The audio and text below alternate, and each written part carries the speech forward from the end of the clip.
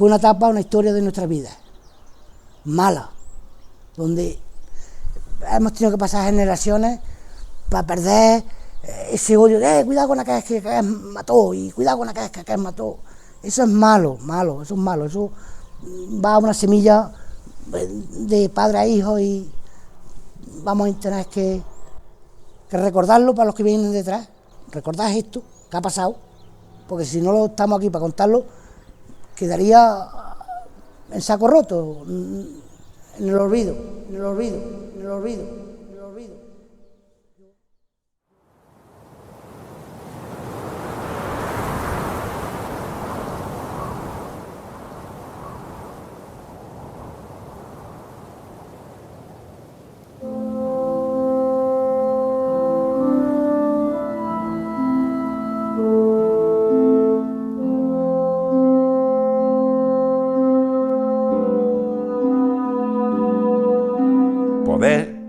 Darle el regalo a mi madre, que tiene 84 años, de decir, estos son los restos de tu padre y lo vamos a enterrar donde tú quieras. Y le vas a llorar y le vas a rezar donde tú quieras, si quieres rezar, por creencia, por lo que sea. Y es lo único que yo quiero, ¿no? Le mandaron una citación y cuando llegó al puente de la Carlota, le dice uno, ¿tú dónde vas? Dice, pues mira, yo ahí voy, que me han mandado a llamar. Dice, pues, vuélvete, si quieres, que ahí han entrado dos, y los dos que han entrado, los dos los han fusilado.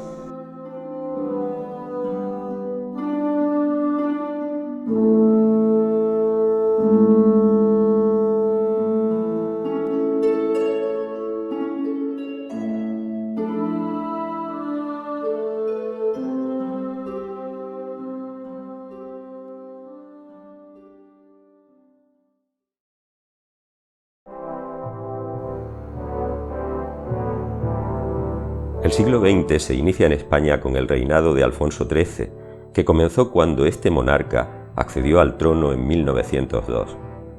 Pero fue un reinado desastroso con numerosos problemas y crisis a los que la monarquía y sus gobiernos no supieron dar respuesta, como la Semana Trágica de 1909, la crisis de 1917 o la Guerra de Marruecos, especialmente aguda tras desastres militares españoles como el Barranco del Lobo o el de Anual, en 1921. En 1923 el rey entregó el poder a un dictador, Miguel Primo de Rivera, cuyo gobierno y el de sus sucesores, los también militares Berenguer y Aznar, acabaron desgastados y carentes de apoyos por parte de la población. Todo ello desembocó en un descrédito y repudio de muchísimos sectores hacia la monarquía, y algunos de ellos, en concreto republicanos, socialistas y nacionalistas, comenzaron a preparar un tránsito hacia otro tipo de política más renovada, particularmente hacia opciones republicanas. En toda España se formaron candidaturas conjuntas de republicanos y socialistas para presentarse a las elecciones que se convocaron en abril de 1931, y en las que no se esperaba el triunfo de estos grupos, sino de los partidos tradicionales monárquicos.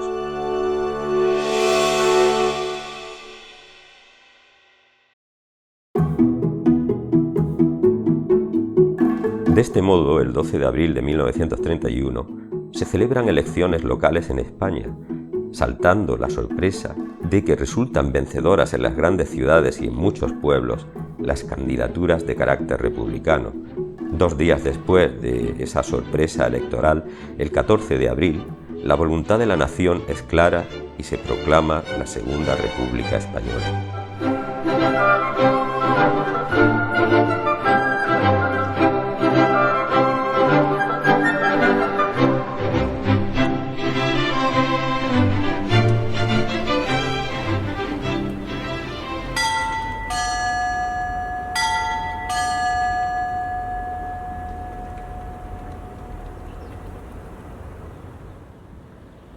La Carlota va a ser en cierto modo un reflejo de la situación general del país, pues en este municipio se va a producir un triunfo del republicanismo, aunque ligero, resultando un ayuntamiento compuesto por 9 concejales republicanos y 8 monárquicos.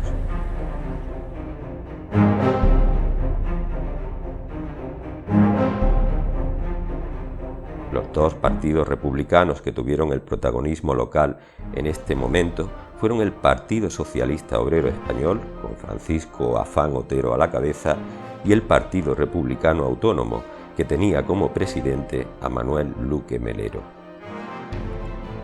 En 1933 no se celebran elecciones municipales en La Carlota, pero por mandato del Gobierno Civil de Córdoba, que actúa a su vez por orden del Gobierno Central, tiene lugar un pucherazo para desbancar a la izquierda del poder. El ayuntamiento es destituido y un delegado del gobernador acude a La Carlota para nombrar una corporación mayoritariamente de derechas, con 5 concejales del Partido Radical y 3 de Acción Popular Agraria, frente a 4 socialistas. Finalmente, en las conocidas elecciones del 16 de febrero de 1936, se producirá el triunfo aplastante en La Carlota del Frente Popular, coalición de izquierdas, con el 77% de los votos. El PSOE obtendrá 7 concejales, Izquierda Republicana 4 y Unión Republicana 2. Así se llegará a la guerra civil con el socialista Francisco Afán como alcalde.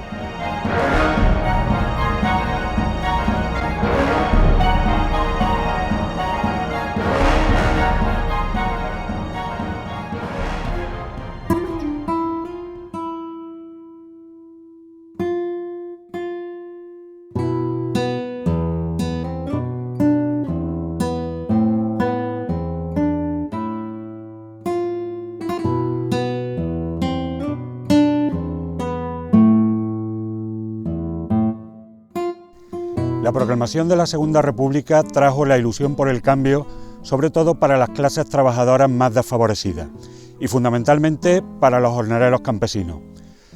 Estos pusieron fundamentalmente su esperanza en la iniciativa legislativa de la Segunda República, muy especialmente para mejorar su precaria situación económica en relación con el proyecto de reforma agraria. La reforma agraria fue una gran esperanza para muchos. Consistía en la expropiación de grandes latifundios, con la consiguiente compensación económica a los propietarios y la concesión de lotes de tierra a campesinos humildes, que hasta entonces eran jornaleros, trabajadores de la tierra al servicio de los latifundistas, pero azotados por un enorme paro estacional y con un salario ínfimo que no daba ni para comer a diario. Desde el principio del siglo XX destacaron fundamentalmente las organizaciones anarquistas, básicamente la CNT, la Confederación Nacional de Trabajadores, y la UGT, la Unión General de Trabajadores. Concretamente, La Carlota se convirtió en un centro importante del sindicalismo campiñés. Así nos lo demuestra en su obra Las agitaciones campesinas andaluzas el notario de Bujalance Juan Díaz del Moral. Algunos líderes locales del movimiento obrero en los años 30 fueron los anarquistas Juan Mayer Diana, de La Carlota, o José Ot Rincón, de El Arrecife. En La Carlota se aplicaron distintas medidas de corte laico, fundamentalmente la reducción de las procesiones y la exhibición de imágenes religiosas. Casos muy concretos, la retirada de los crucifijos del aula de las escuelas y, por otra parte, un caso concreto, la retirada de la imagen de la Virgen del Carmen que estaba ubicada en la fuente del mismo nombre.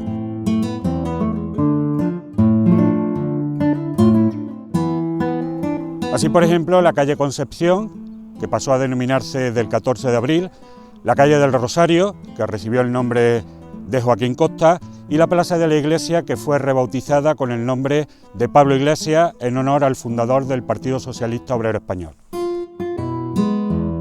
En la misma línea, muchas personas optaron por no bautizar a su hijo e incluso por imponerle nombres libertarios, caso de Germinal, Floreal, Helio, Redención.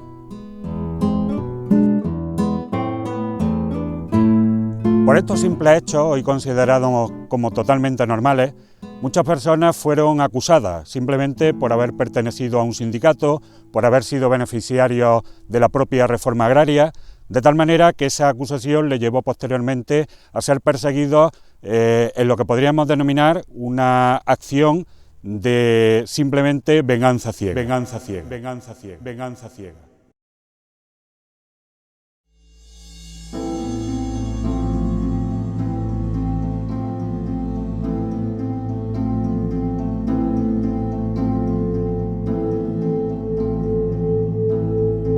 A diferencia de lo que propugnó el franquismo, la Segunda República no fue un régimen extremista y violento ni caótico que tuviese que ser exterminado. Se sabe incluso que desde la misma proclamación de la República, el 14 de abril de 1931, los derechistas principales de España más extremistas se reunieron en la casa del conde de Guadalhorce para planear el derribo de la República y lo juraron que iban a acabar con ella. Se sabe que el mismo 14 de abril, día de su proclamación, importantes cargos monárquicos del gobierno de Primo de Rivera, junto con otros derechistas como Calvo Sotelo, Ramiro de Maeztu, José Antonio Primo de Rivera, Yanguas Messia y Vegas Latapié, se reunieron por la noche en la casa del conde de Guadalhorce, jurando como objetivo principal liquidar la República lo antes posible.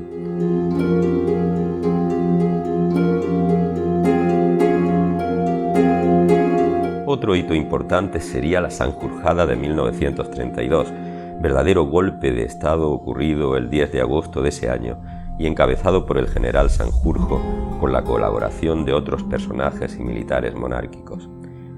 Pero el golpe fue un fracaso en buena parte por la importante movilización obrera, lo que no obstante sería tenido en cuenta en 1936 y años sucesivos, determinando la feroz represión contra las organizaciones y personas más o menos significativas del obrerismo.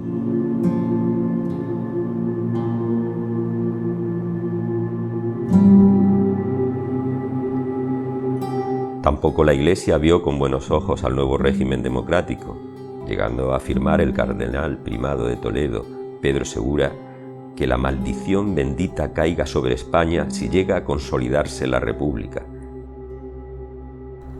Finalmente, la conspiración más elaborada en contra de la República y la que finalmente también triunfaría sería puesta en marcha en la primavera de 1936, concretamente bajo la dirección del general Emilio Mola Vidal, capitán general de Pamplona. Los golpistas no tenían nada que perder, pues el banquero contrabandista Juan March prometió a cada uno 1 millón de pesetas en cuentas extranjeras si la intentona fracasaba. Por su parte, el líder de la trama civil era el monárquico José Calvo Sotelo, del partido Renovación Española. Contó con el apoyo total del ex-rey Alfonso XIII, quien le consiguió una importante ayuda de Mussolini para ponerla al servicio de los golpistas. Por desgracia, en Córdoba las máximas autoridades militares, al frente del coronel Ciriaco Cascajo, jefe del Regimiento de Artillería Pesada número 1 y gobernador militar de la provincia, se pondrían del lado de los golpistas, y la Carlota, debido a su situación de nexo entre Córdoba y Sevilla, sería un objetivo prioritario de los conspiradores cordobeses, ya que permitiría a estos abrir una importante brecha en el centro de Andalucía y estar en continua comunicación con la Sevilla de Queipo de Llano.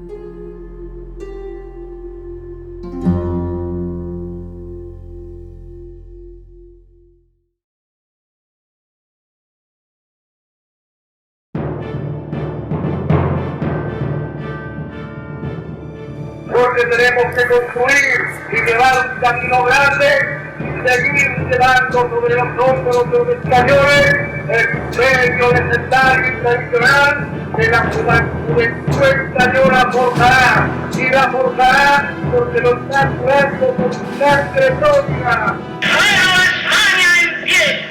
¡Mujeres, defended la vida de vuestros hijos! ¡Defended la libertad de vuestros hombres! ¡Todos los sacrificios imaginables antes que consentir que triunfen las fuerzas que representan un pasado de opresión, un pasado de tiranía! ¡Todos contra la reacción! ¡Todos contra el fascismo! ¡Un solo frente! ¡Una sola unión! ¡Hombro con hombro unidos todos!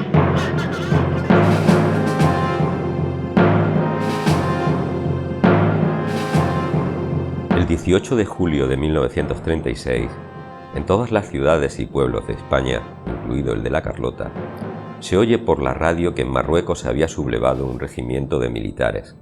A las 8 de la tarde, Radio Madrid hace un llamamiento al pueblo para que defienda a la República. En el ayuntamiento tiene lugar como va a suceder en todos los municipios gobernados por el Frente Popular, la formación de un comité republicano al frente del socialista Francisco Afán, que era en ese momento el alcalde de la localidad. La Guardia Civil local, al mando de Juan Rodríguez Montilla, confiesa falsamente a las autoridades locales que estaba de su parte, pero en verdad obedecía en todo momento a los superiores golpistas de Córdoba, permaneciendo parapetada en el cuartel. En realidad habrían recibido la orden por teléfono de sumarse al golpe de Estado. Los líderes izquierdistas carloteños movilizaron a los trabajadores y comenzaron a reclutar personas y a requisar por los departamentos todo cuanto pudiera usarse como arma, pero la mayor parte de la población se encerró en sus casas con temor y desconfianza.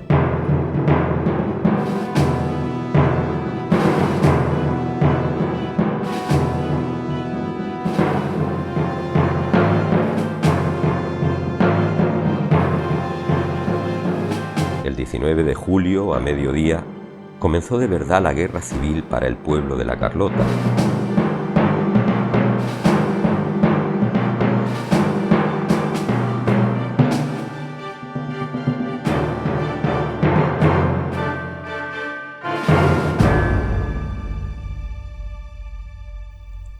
El 19 de julio de 1936 había fallecido en Aldea Quintana un vecino llamado Juan Prieto, al que apodaban El Dios. Juanito el Dios, su entierro salió de Aldea Quintana en torno a las 9:30, ese 19 de julio, y iba acompañado por una veintena de familiares y vecinos y amigos del fallecido. Al llegar al arrecife, en torno al arrecife, porque venía de Aldea Quintana hacia la Carlota, al llegar al arrecife, pues se empiezan a oír voces del reciente golpe de Estado, noticias dudosas, y sobre todo se añadieron al entierro un grupo de civiles que habían tomado las armas atendiendo la orden gubernativa de defender la República. El entierro continúa su marcha hasta la Carlota, pero antes de llegar a la Carlota nos iremos atrás en el tiempo un día, el 18 de julio, cuando el comandante Manuel Sagrado Marchena decide unirse a la causa golpista. Eran 3 camiones llenos de militares y numerosos civiles que acompañaban a los vehículos, al mando del teniente de la Guardia Civil, Manuel Albandea Rivas. Las tropas ya iban avisadas por el comandante Sagrado de que en la población había obreros armados y quizá una importante resistencia obrera al golpe. Manuel Sagrado, ese mismo día 19, antes de que salieran las tropas que iban que luego llamaron la toma de la Carlota al frente del teniente Albandea, decide venir a la Carlota en el coche de un amigo suyo, Manuel Camacho, que era profesor de literatura, y no tenía otra misión que recuperar o traerse a su hija Pilar, una adolescente de 14 años, que entonces pasaba sus días de verano aquí en la Carlota, en casa de un amigo común, que era veterinario. Vivía en la avenida Carlos III, en el número 3. Entonces, Sagrado, en el coche de Manuel Camacho, llegan hasta Aldea Quintana, pasan el arrecife, y cuando llegan al pequeño puente que hay sobre el arroyo de las Adelfas, antes de comenzar el repecho que hay para la subida a la Carlota, se encuentra con el entierro. Al encontrarse con el entierro, los civiles armados que iban a caballo acompañando al entierro le dan el alto. Comienza una pelea dialéctica y las palabras dieron paso a los tiros, y durante un cuarto de hora pues el cielo de la Carlota atronó. 30 y tantas balas salieron del mosquetón de Sagrado, 20 o 30 salieron del otro lado. Por supuesto, cuando comenzó esta refriega, todos los familiares del difunto y los acompañantes pues huyeron corriendo a guarecerse entre los maizales y, en fin, lo que encontraron allí. Se quedó solo, el entierro iba, el féretro iba atado a una mula o a un burro atado así en posición perpendicular al animal y se quedó solo en la carretera. Mientras tanto se produjo esa refriega. Sagrado había mantenido un altercado y un tiroteo con los que iban en la comitiva fúnebre, resultando muerto como consecuencia de ello Alfonso Castro Cantarero, que se convirtió en la primera víctima de la guerra civil en la Carlota.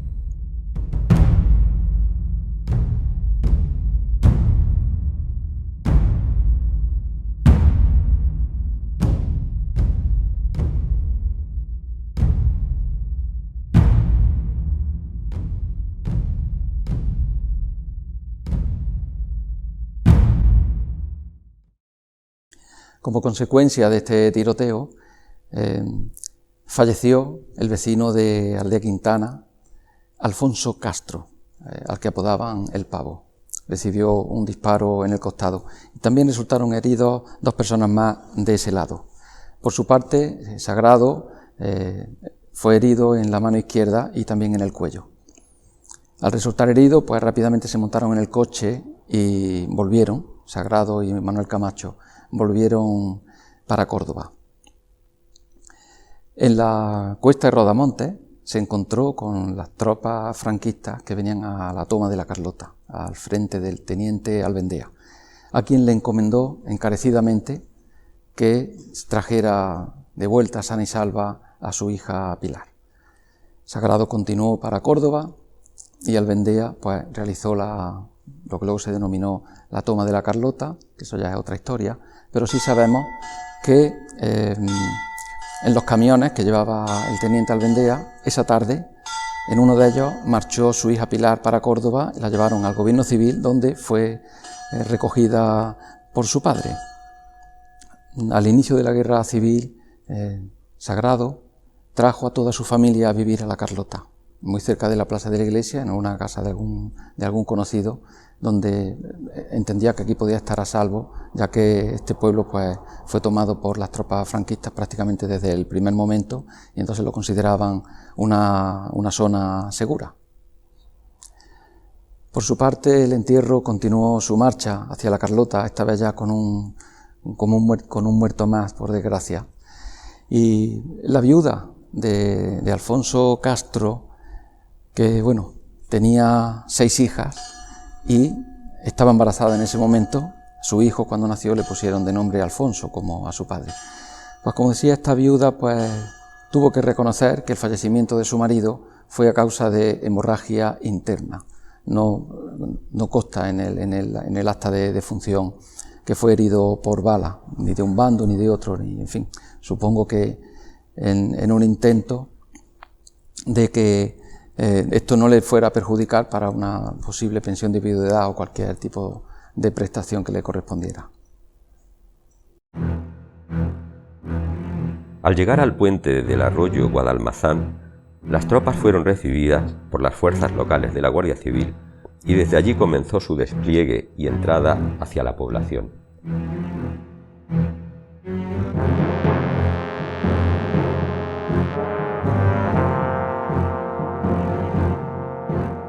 Una parte de las tropas se situó en un cerro próximo, llamado La Tarabita, y desde allí comenzaron a disparar hacia la población o hacia donde hubiese personas haciéndoles frente.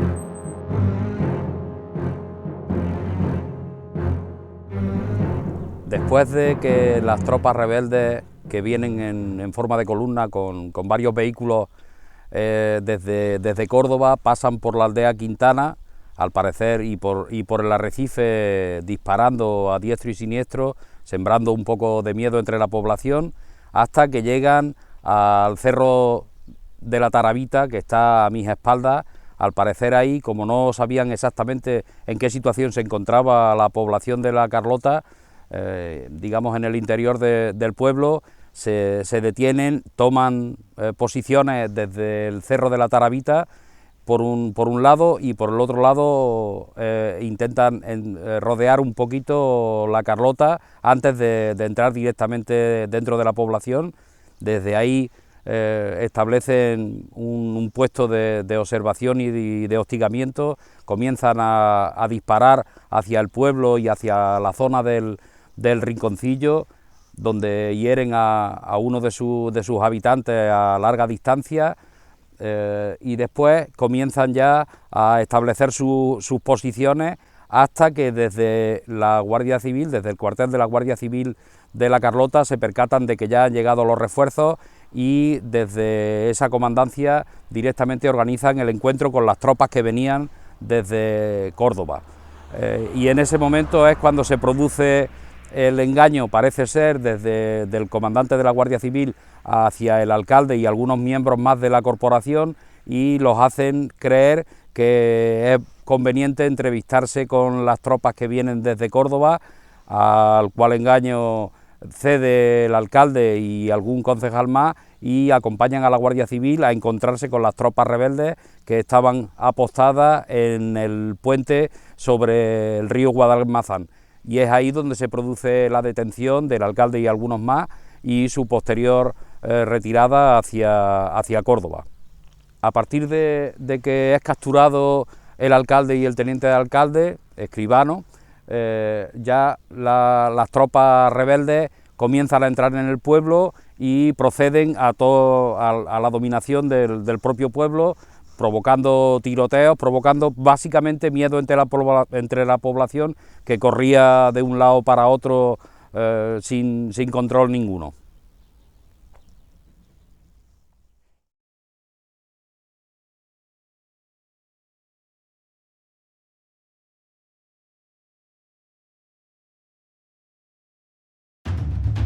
Las tropas cordobesas hicieron su entrada en la Carlota, abriéndose a izquierda y derecha y disparando constantemente al aire y a todos aquellos que les mostraban resistencia, pero la mayoría de la población no mostró oposición y el pueblo quedó desierto. Algunos carloteños fueron apresados y los derechistas encarcelados el día anterior fueron liberados. Al llegar al ayuntamiento se detuvo también a algunas autoridades republicanas y a 40 personas más. Todos fueron recluidos en el patio del ayuntamiento, donde permanecieron durante varias horas, pensando que los soltarían, tranquilos e incluso algunos bromeando, sin sospechar cuál iba a ser su destino final. Los camiones cargados de presos partieron hacia Córdoba pasando por el Arrecife, irrumpiendo en el centro obrero, saqueándolo y apresando al alcalde Francisco Urbano Reis. Fue montado en los camiones que prosiguieron su marcha hacia Córdoba.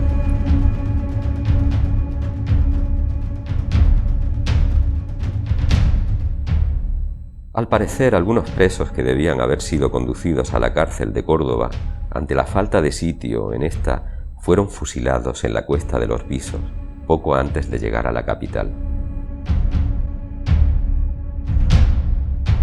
El lugar en el que nos encontramos, la Cuesta de los Visos, fue uno de los muchos lugares en las inmediaciones de Córdoba, el caso de la Cuesta de Rabanales, la Cuesta de la Lancha, la Carrera del Caballo, la Carretera de Trasierra o la Cuesta de los Visos, donde se practicaron fusilamientos en la primera fase de la represión después del alzamiento. Esa fase duró aproximadamente hasta el día 16 de agosto y tenía como objetivo, por una parte, eliminar a los adversarios políticos y por otra parte, sembrar el terror. El lugar, como estamos viendo, estaba apartado de la ciudad, situado en un lugar elevado. Los cerros que vemos a nuestra espalda servían de parapeto con el objetivo de disimular el sonido de los disparos y por lo tanto constituía un lugar ideal para los fusilamientos. La primera parada en los Visos parece segura porque en el pueblo se sabe que 4 de los hombres más jóvenes de los que iban en los camiones lograron escapar de aquel lugar y refugiarse en el río Guadalquivir. Federico Escribano Jiménez, José Elguerra, Pedro Mayer Diana y José Hidalgo Miranda. Los prisioneros llegaban desde Córdoba, desde las cárceles de Córdoba. Especialmente desde la cárcel provincial, que estaba ubicada entonces en el Alcázar de los Reyes Cristianos. Una cárcel que servía de lugar de partida de los que posteriormente iban a ser fusilados. Normalmente gente que ingresaba en la cárcel un día era sacado a la medianoche y normalmente no volvía nunca jamás. De esta manera fueron fusiladas aquí muchas personas, entre ellos muchos carloteños y muy especialmente su alcalde, don Francisco Afán. Otro de los famosos personajes que fue aquí fusilado fue el afamado médico cordobés don Manuel Ruiz Maya, un personaje que jugó un importante papel durante la Segunda República. Fue el líder del Partido Radical Socialista, desempeñó el cargo de gobernador civil en Almería, fue director general de prisiones en 1933 y la sublevación militar le pilló en Córdoba como director del hospital psiquiátrico. Una persona que en aquellos momentos estaba gravemente enferma, incluso se temía por su vida, y pese a ello fue traído hasta aquí y perdió la vida con el sistema que antes hemos comentado del fusilamiento individual, en este caso concreto disparándole 2 tiros en la nuca.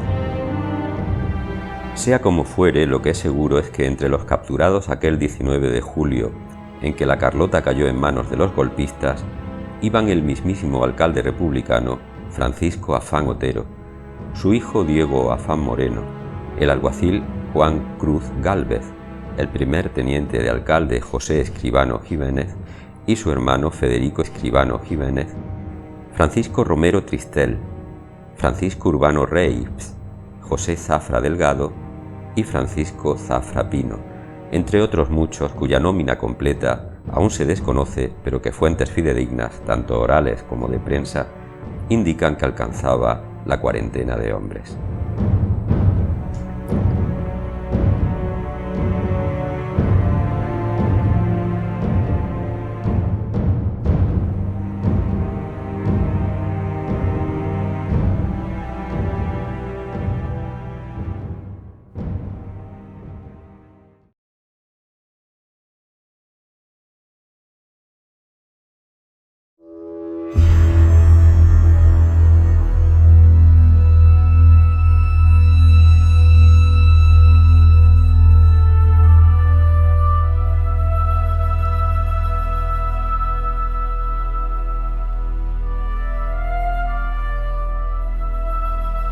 La toma de la Carlota por los golpistas inmediatamente desató numerosos casos de represión, muchos de ellos documentados por los testimonios orales.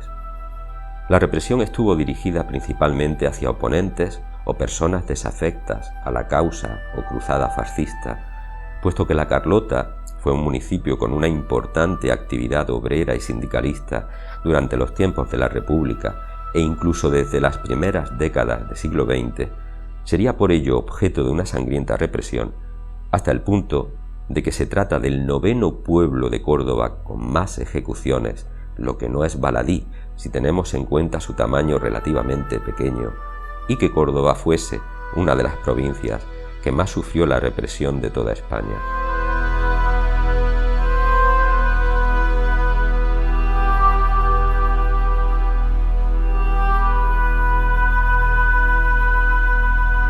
En total, unas 110 personas fueron ajusticiadas por los golpistas, frente a ninguna por parte de los republicanos.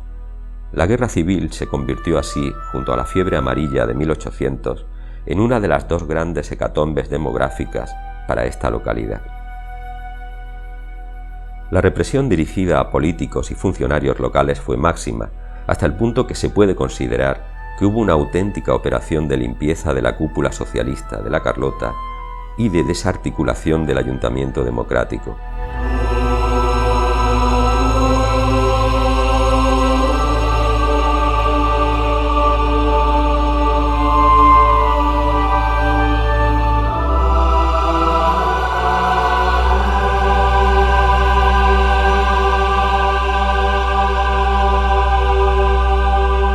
El alcalde Francisco Afán, el teniente de alcalde José Escribano, los concejales de izquierdas y los alcaldes pedáneos, como Francisco Urbano o Luis Romero, todos represaliados, dan buena cuenta de ello, extendiéndose además la represión a numerosos funcionarios del consistorio, tanto que el número de víctimas perteneciente al mundo político-administrativo carloteño es realmente elevado. También hubo fusilamientos de mujeres, jóvenes, ancianos y varios miembros de una familia a la vez, como los 3 hermanos Sánchez Losada de los Algarbes, y los rosales campos de la Carlota. Por los testimonios orales recogidos, se sabe que los lugares donde se perpetraban los fusilamientos eran sobre todo la entrada del cementerio, en la Alameda cerca de la puerta, en el puente del arroyo del Garabato, el camino del Cirolar, cerca del actual semáforo de la Ronda Sur, y el camino del Garabato o camino del Monte, al norte de la autovía, a la altura del Instituto de Enseñanza Secundaria El Sauce. Cuando vino la Guerra Civil, entiendo que mi abuelo estaba de alcalde del Arrecife y sería por motivos políticos, por diferencia de ideas, que lo fusilaron. Creo que en Córdoba, creo que fue en Córdoba. Hubo también numerosos vecinos que fueron llevados a la prisión provincial y fusilados en lugares del entorno de la ciudad de Córdoba, como la Cuesta de los Visos o la Alameda del Obispo. Hoy sus restos reposan en las fosas comunes de los cementerios cordobeses, donde se ha tenido el honroso detalle de recuperar su memoria con muros que recuerdan sus nombres y con la excavación de las fosas comunes que los acogen.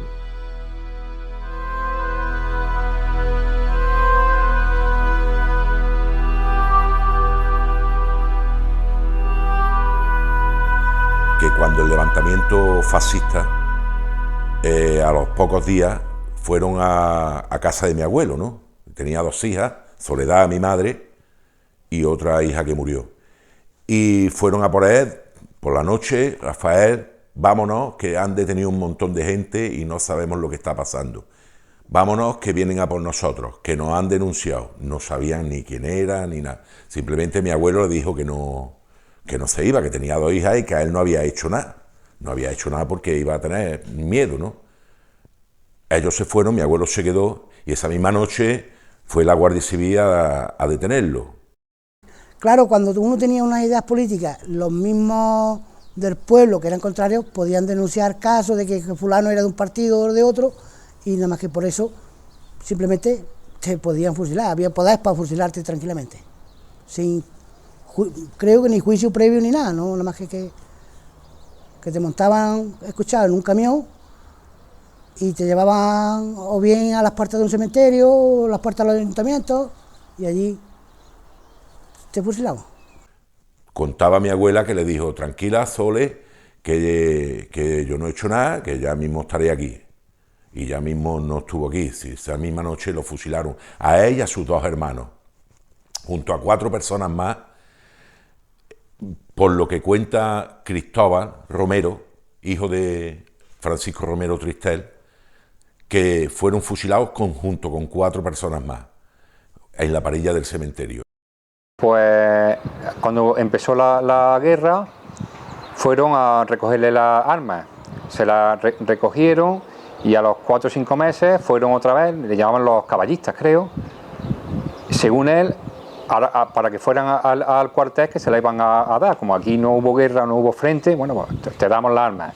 Yo pienso que eso se lo dulcificaría un poco, ¿no? Porque yo imagino que cuando los cogieron irían, no sé. Total, esa noche la pasaron en el cuartel, incluso le dieron unas mantas a unos vecinos que había del pueblo que trabajaban allí con ellos, y yo creo que a la mañana siguiente fue cuando los fusilaron. Recuerdo que mi abuela decían que cuando llegaron por la mañana estaba llorando: me la han matado, me la han matado, me la han matado, ¿no? Y a raíz de ahí ya sé que quisieron que firmara un documento como que había fallecido por otro tipo de causa, ¿no? Mi abuela se negó en rotundo, eso sí lo sé por mi propia abuela, ¿no? Que se negó en rotundo a firmar ningún documento porque se lo habían matado a su marido, ¿no? Eran 4 hermanos, se llevaron a 3, uno por lo visto se escondió, los veía venir a los caballistas y se escondió. Entonces lo fusilaron, lo enterraron a la entrada del cementerio. Que cuando fueron a por mi abuelo, que lo fusilaron junto con Juan, su hermano Juan y su hermano Antonio, su padre pues intentó, claro, lógicamente, un padre intenta luchar por sus hijos, fue brutalmente apaleado. Murió. Luego dijeron que había muerto de coma, pero murió de una paliza que le habían dado. Que fue un hombre sencillo, un hombre normal y corriente, no era un hombre donde tuviera confrontaciones con los vecinos, ni... no sé, ¿por qué? Parece ser que ellos tampoco eran muy políticos. Mi padre cuenta que lo único que hacían era que, pues en el tiempo de la República, que había creo que se llamaba el molino en los Algarbes, y ellos daban charlas, pues lo típico de aquella época, de que la tierra tiene que ser para que la trabajara, de los temas estos, pero que no eran ni estaban metidos de alcalde ni de política. Hablan más que pudo ser por el padre de ellos, porque el padre sí fue... El padre se llevaba mal con la Guardia Civil, se llevaba mal con la Iglesia, y parece ser que pudo ser como una venganza, porque el padre en aquella época no podía andar, ya tenía las piernas muy malas y estaba en una silla, bueno, en silla de ruedas no, estaba en silla. El mero hecho de acabar con la vida de esta familia fue un mero hecho, simplemente un genocidio por ideas, por ser contrario a lo que defendía el golpe de Estado, ¿no? El golpe de Estado que decía que si era anticomunista, que si era a favor del catolicismo, que es lo que duele, que fuera también amparado por la Iglesia Católica, ¿no? Había otro hermano, Eduardo Rosales Campos, que tenía 16 años, ese no lo fusilaron, pero fue a refugiarse dentro del bar de su hermana Micaela, ¿no? Y lo cogieron unos falangistas, lo apalearon en el patio y le dijeron que o se alistaba al ejército, a la falange, o le iba a pasar lo mismo que a su hermano. Eso amenazándolo. Este chiquillo, pues me imagino yo que con el miedo que tendría, pues se alistó. Y a los 4 o 5 días vino muerto, vino en un cajón. Además recuerdo que me decía la familia de mi abuelo, que ponía en una caja muy mal, un cajón. No era ni un ataúd ni nada, es muerto por Dios y por España, ponía. Porque, claro, ya lo habían hecho por cojones, lo habían hecho ya falangistas. Y ese muchacho no llegó a cumplir los 17 años. O sea que en el mismo 36, esa familia perdió a 4 hermanos y a su padre. José Sánchez había llegado de Segovia, creo, de Segovia o de Soria, y era porque venían temporeros a Écija, a coger aceituna. Y él vino con los padres y con los hermanos. Lo que pasa es que él conoció a una exijana, vendría de adolescente, los padres daban la campaña de la aceituna y los hermanos y se volvían. Y él se casó con una mujer que era Losada. Ellos son Sánchez Losada, una mujer que era de apellido era Losada. De hecho, hace poco, bueno, se supone que tenemos que tener familia allí, porque se quedó solo un hermano, todos los hermanos volvían después de la campaña. Entonces, él sí estaría relacionado con la zona esta de los Algarbes, y estuvo encargado de varios cortijos. Es lo que te duele, ¿no? Te duele decir que gente de bien, trabajadores, honrados, trabajadores, que lo único que tenían era un tipo de ideología diferente a los que se levantaron en golpe de Estado, ¿no? Porque ahora que está tan de moda esto de los golpes de Estado, un golpe de Estado que genera violencia, que asesina a personas, que esté amparado incluso por la Iglesia, duele mucho más, Yo estoy intentando saber dónde está mi abuelo, simplemente, ¿no? Yo estoy intentando saber dónde está mi abuelo y ya de paso sus hermanos, ¿no? Poder darle una sepultura digna. No, yo no quiero revancha, yo no quiero saber quiénes fueron los que lo fusilaron, yo no quiero saber quiénes... No quiero rencor. Era gente que no participó en la guerra, podía tener sus ideas, y ellos estaban trabajando. Ellos seguían ese verano con el grano, con el trigo, y entonces van y lo recogen. Oye, venid al cuartel que tenemos que es una cosa más de... Yo interpreto más de personas que de guerra, porque tú no has tomado parte por ningún bando.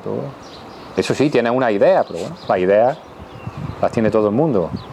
No quiero yo saber nada de ni qué fueron, ni dónde están, nada. Yo lo único que quiero es encontrar los restos de mi abuelo, que seguramente estén en cualquier fosa, tirados, sin respeto, sin nada más que por el mero hecho de ser diferente en ideología, te mato y te tiro a cualquier fosa, ¿no? Eso no es digno, ¿no? No es digno porque yo creo que lo primero que tenemos que respetar a las personas es nuestros ancestros, ¿no? Y lo mismo que queremos dejar una sociedad mejor a los que vengan, tenemos que respetar la memoria de nuestros antepasados, ¿no?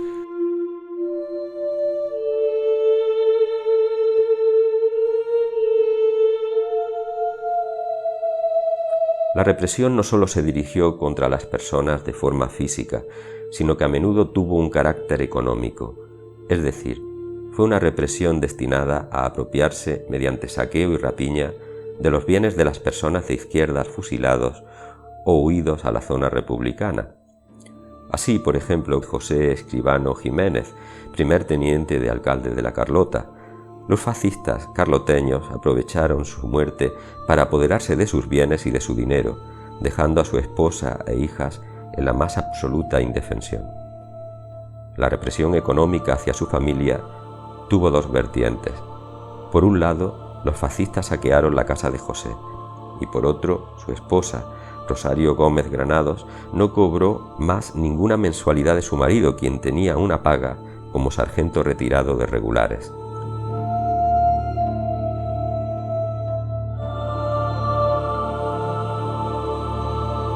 Hubo algunas mujeres fusiladas en La Carlota, como dos jóvenes del Garabato llamadas Reyes y Pastora, de cuyas muertes se ha tenido conocimiento por testimonios orales.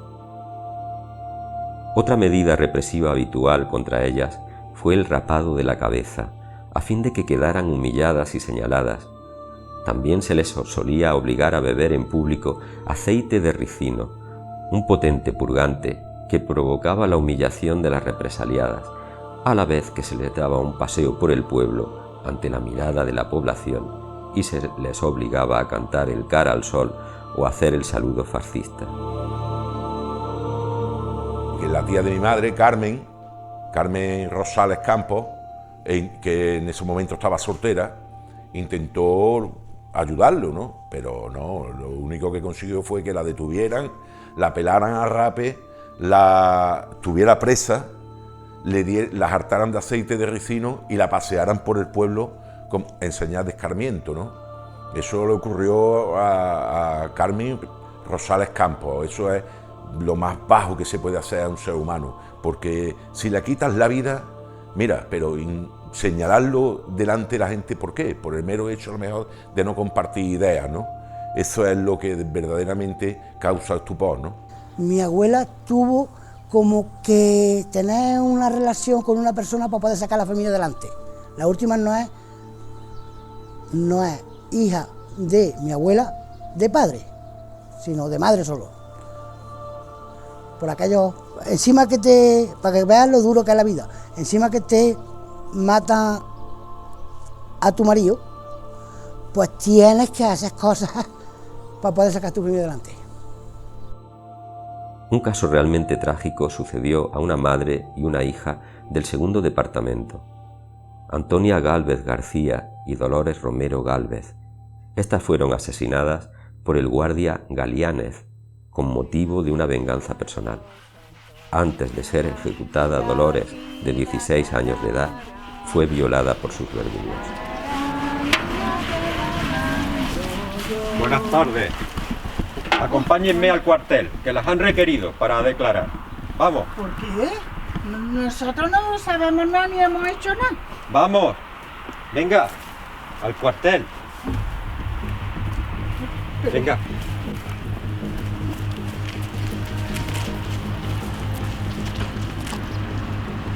Venga, toma, ya. Venga. Mi hija, no, déjala. Canalla, déjala.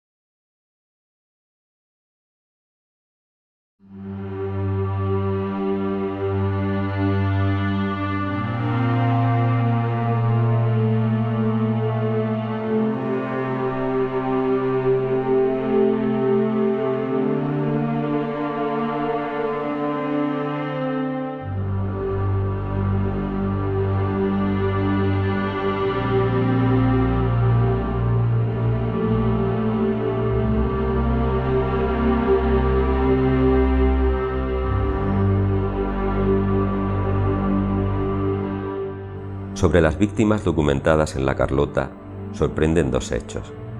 En primer lugar, su cantidad, pues llegan a alcanzar un alto número, tanto que la Carlota fue de los municipios cordobeses con más bajas, situándose entre los 10 primeros de la provincia. En segundo lugar, su cualidad. La proporción de asesinados entre las dos partes fue 0 a 100, es decir, frente a 0 víctimas causadas por quienes apoyaron a la Segunda República, el bando franquista fue responsable de más de 100 muertes. Se trata de una desproporción difícil de explicar.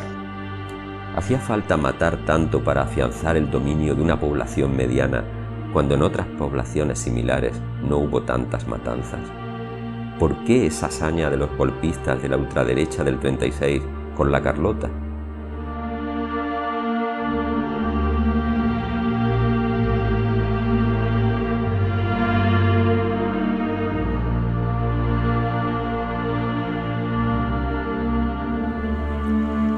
Un breve análisis derivado de la comparación de los censos de población de 1930 y 1940 nos muestra los perniciosos efectos de la guerra civil sobre la demografía carloteña.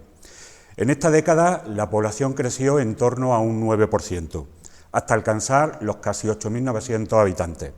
El crecimiento, no obstante, debió producirse en la primera década, hasta 1935, puesto que los negativos efectos del conflicto sobre las tasas de natalidad y mortalidad debieron mermarlo después. En cualquier caso, este crecimiento está muy ligeramente por debajo de la media nacional y, por lo tanto, lo podemos considerar normal. Las anomalías comienzan a aparecer cuando comparamos la distribución por sexo. Pues si en 1930 la población masculina suponía un 51,4% de la población, la balanza se inclina en 1940 del lado femenino, de tal manera que la población femenina en esa época supone el 51,7%. Pero lo más significativo es ver que mientras la población masculina apenas crece un 2,2%, la femenina lo hace en un 16%. Como esta diferencia en el crecimiento y la distribución por sexo es totalmente anómala, debemos aventurar que el exiguo crecimiento de la población masculina solamente puede explicarse por la merma que sufrió en la segunda década de los años 30, en relación con la guerra civil y sus consecuencias, y debe estar relacionada con muertes violentas, con encarcelamientos o con exilios voluntarios. Las anomalías afloran también cuando nos acercamos al estudio del estado civil de la población, sobre todo en el aumento de solteros. Aunque este aumento no puede obedecer al incremento de la población más joven, puesto que la natalidad se vio muy mermada durante la guerra y la posguerra. Podemos así pensar, por tanto, que la razón está en el desplome de la nupcialidad provocada por el conflicto. Pero lo verdaderamente significativo es que el aumento de soltería no fue ni mucho menos equitativo por sexo, ya que mientras los solteros crecieron en algo menos del 7% del total, las solteras lo hicieron en más del 22%. La radical diferencia que observamos solamente puede obedecer a la reducción del número de hombres casaderos, lo que parece incidir de nuevo en los perniciosos efectos que la guerra civil causó sobre la población más joven. Algo parecido ocurre con la situación de viudedad, pues mientras que el número de viudos se reduce mínimamente en el periodo entre 1930 y 1940, el de viudas aumentó casi en un 27%, mostrando ello clarísimamente un efecto de sobremortalidad masculina por causas no naturales. Todo esto refleja las anomalías demográficas causadas por la guerra: reducción de la natalidad, desplome de la nupcialidad, sobremortalidad masculina, añadida a los casos de salida forzada de población del municipio. También interesante es comparar los datos del nivel de instrucción. Así, mientras en 1930 el 80% de la población de la Carlota era analfabeta, afectando el problema mucho más a las mujeres que a los hombres, en 1940, por el contrario, el dato que nos arroja es que el 57% de la población se situaba en las mismas condiciones, es decir, era analfabeta. El dato inicial, el de 1930, es fruto de la falta de escuelas, de la masificación, de las bajas tasas de escolarización, del abandono temprano o simplemente del escaso interés que en una sociedad todavía muy tradicional tenía la formación de niñas. La mejora que supone el dato con respecto a 1940, evidentemente debe ser o debe estar relacionada con la política de la Segunda República en relación con la instrucción pública, que fructificó en la Carlota con la orden de creación en 1931 de 7 escuelas. Se dice que los datos son tosudos, en cualquier caso resultan incuestionables y parecen evidenciar que en su corta vida la Segunda República ya había dado pasos importantes en las mejoras de las condiciones sociales del país, iniciando una transformación modernizadora. Sin embargo, la sublevación militar y sus consecuencias solo contribuyeron a crear sufrimiento y dolor, empujando al país a un retroceso en el campo político, económico y social que nos situaría durante décadas muy por detrás de nuestro contexto europeo.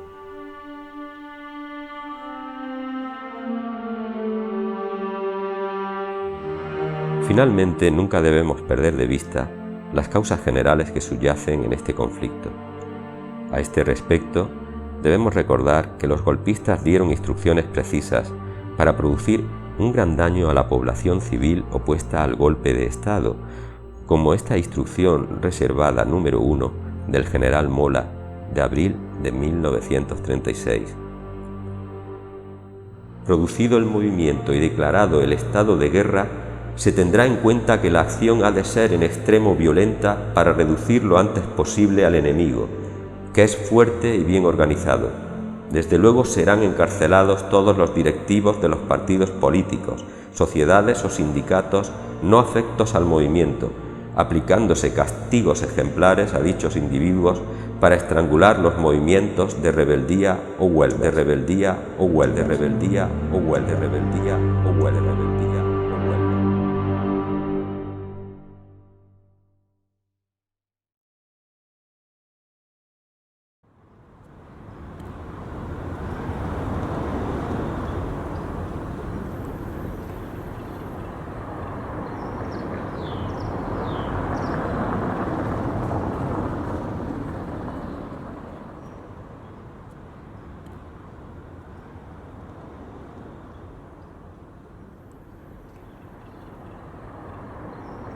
Los testimonios orales recogidos indican que entre los verdugos de la Carlota destacó el guardia civil José Martínez Galiánez, el famoso Galiánez, responsable del asesinato de numerosas personas, como Antonio Postigo Castellano,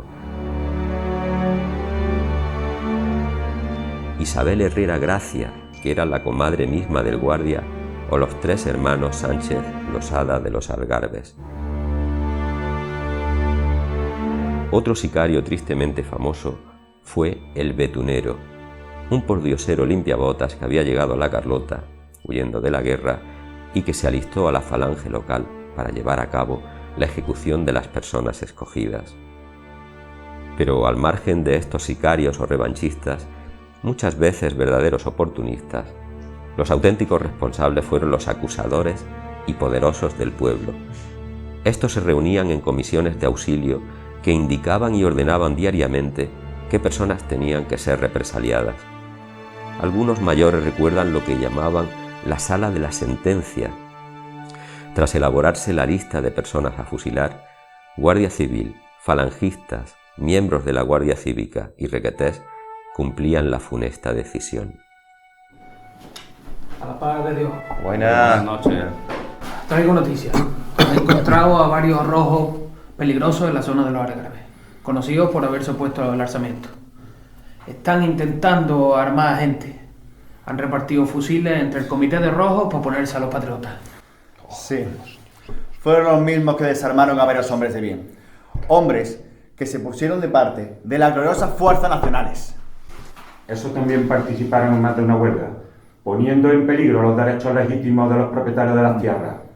Unos desagradecidos, rojos marxistas, que solo se merecen lo que van a recibir. A las ovejas negras hay que sacarlas del rebaño. A los impíos hay que separarlos del resto. No tienen remedio. Sí, por lo visto también dispararon contra el comandante sagrado. El comandante sagrado, no digo más. Son unos perros traidores, hay que acabar con ellos. Pues no se hable más. Mañana, antes de que amanezca, tendrán su merecido. Así sea.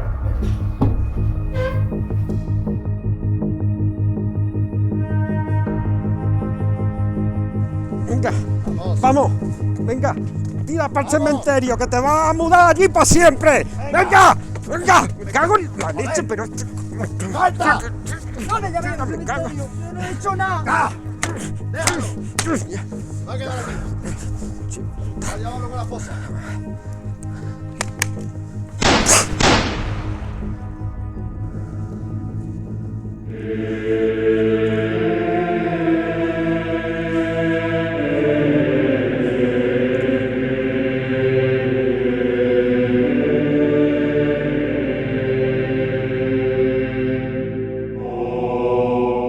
Frente a estos verdugos, algunas personas intentaron aplicar el sentido común y evitar en lo posible el desarrollo de la violencia, como fue el caso del guardia civil Manuel Folch Hels, natural del 4º departamento de la Carlota, y que tanto aquí como en Guadalcázar salvó a numerosos vecinos de la ejecución, avisándolos con antelación para que se ocultaran en lugares seguros. Es de admirar la valentía de este hombre que andaba por los campos durante la noche para no ser visto y avisar a cuantos podía de que al día siguiente iban a ir a por ellos, jugándose así su puesto de trabajo y su vida.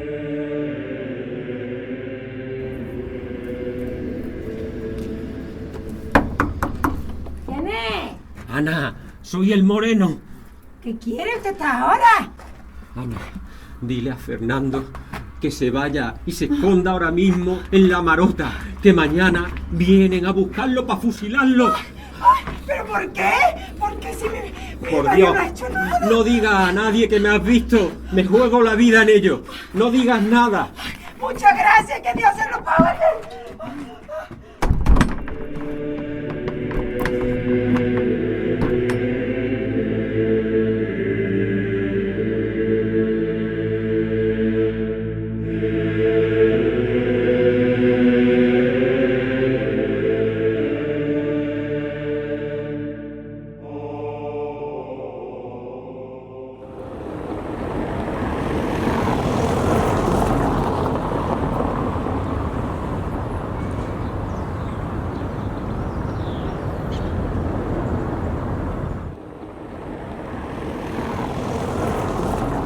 Al finalizar la guerra, bastantes republicanos carloteños fueron hechos prisioneros e internados en las cárceles y campos de concentración que Franco estableció por toda España, imitando a la Alemania nazi. Muchos no saldrían de ellos con vida. Hubo varios fallecidos por exterminio, hambre y tortura solo en Córdoba, siendo 2 de ellos fusilados en prisión. El primero fue Mariano Alcaide Aguilar, albañil de 23 años, ejecutado en 1941, junto con varios presos más en la cárcel de San Rafael. El segundo fue el barbero y líder de las Juventudes Socialistas Unificadas del Rinconcillo, Rafael Aragonés Alcaide, de 29 años, fusilado en 1942 en el mismo presidio. Otros carloteños fallecidos en las prisiones franquistas fueron Manuel Osuna Morales, José Ramos Pozo, Manuel Montserrat Leonard, Juan Ortega Fuentes, Federico Moral Otero, Baldomero Corredera Ávila o José Rodríguez Adame. A menudo se indicaba que estas muertes se producían por causas naturales, pero lo cierto es que muchas veces se debían a torturas y al hambre consciente y promovida por el franquismo para la aniquilación de los presos.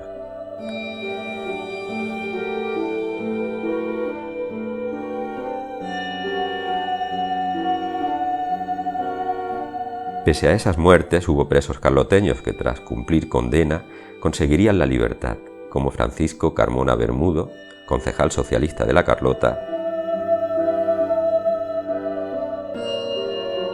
o Rafael Serrano Castro, un arrecifeño que pasó por el campo de concentración de Antequera y por las prisiones del castillo de San Francisco del Risco, en Las Palmas de Gran Canaria, y Córdoba, situada en la calle Armas. Casos similares fueron los de José Castro Carmona, que cumplió condena en Guipúzcoa, y en el campo de Torremolinos, Málaga, Antonio Muñoz Delgado, condenado al campo de Castuera, Silverio Ot Rincón, que pasó mucho tiempo en el campo de Alcázar de San Juan, Orestes Muñoz Reips, interno en el campo de Badajoz, Antonio Muñoz Reips, preso en el de Mérida, o Francisco Muñoz Estable, que tras pasar por el campo de refugiados francés de Argelès-sur-Mer, acabó en el de concentración de Horta-Sant Joan, Tarragona.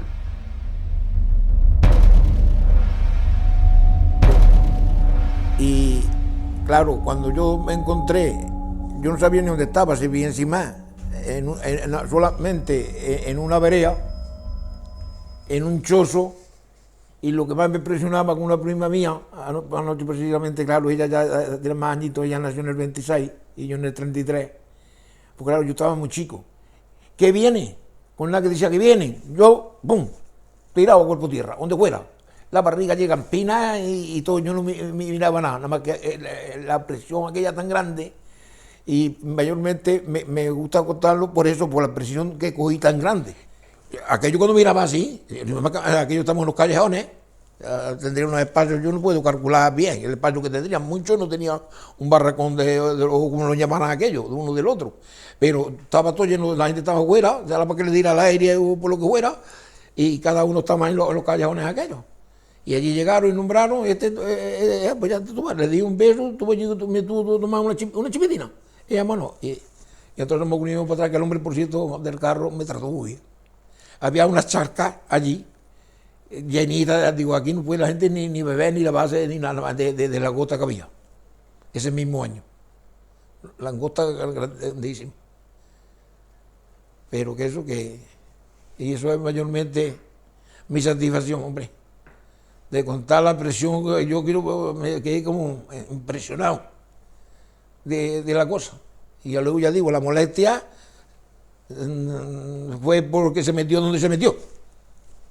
Se metió donde se metió. Ya cuando vino el licenciado, vino de la parte, lo mandaron para la parte del África, a la que fuera, yo qué sé. Él contaba que venía de parte del África y de allí vinieron junto que vino él y otro de Monte Alto, que era familia de Osuna. En el momento que el señorito se enteró de que estaba ahí, como la gente en los cortillos, no había como hoy, que no hay nadie, que había de 100 personas para adelante, pues camurreando, y los señoritos iban así, por los oídos a ver lo que pescaban.